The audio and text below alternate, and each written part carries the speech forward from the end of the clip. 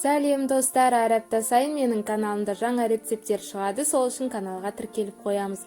Ал бүгін сіздермен өте дәмді, ерекше дайындалатын заварной креммен кәдімгі торт сияқты болып шығатын пирог дайындайтын боламыз. Ең алдымен заварной кремді дайындаймыз. Ол үшін 2 жұмыртқа, 100 грамм құм шекер және 30 грамм крахмалды салып, венчикпен араластырамыз.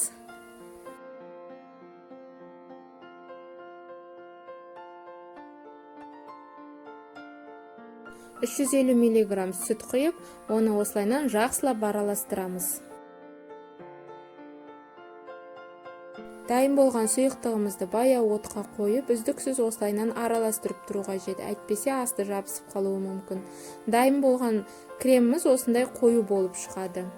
Ал енді пирогымыздың қамырын дайындаймыз. Ол үшін 150 грамм құм шекердің үстіне 3 жұмыртқаны салып, миксермен 3-4 минут жақсылап араластырамыз.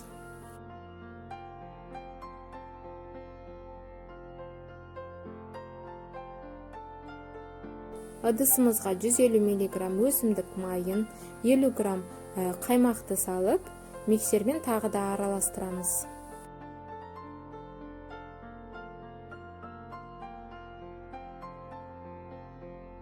Сұйықтығымыздың үстінен 1 шай қасық разрыхлитель және 250 грамм ұнды осылайынан илеуіштен өткізіп алып, миксермен тағы да жақсылап араластыру қажет.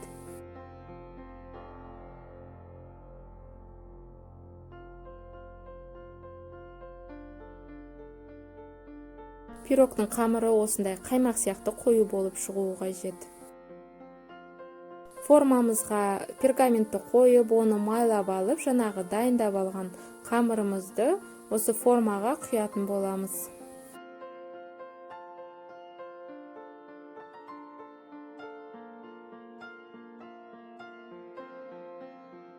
Сұйық қамырымызды осылайынан лопатканың көмегімен біркелкі тегістеп шығуымыз қажет. Жаңағы дайындап алған заварной кремді кондитерский мешокқа салып, видеода көрсетілгендей етіп, осылайынан құйып шығуымыз қажет.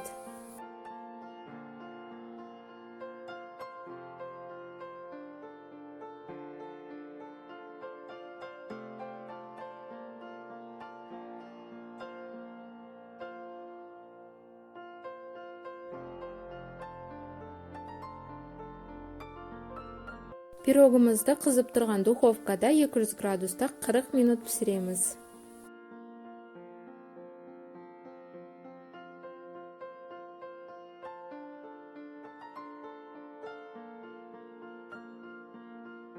Достар, рецепт ұнаған болса, видеоның астына комментарий қалдырып, лайк бассаңыз қуанышты болар едім.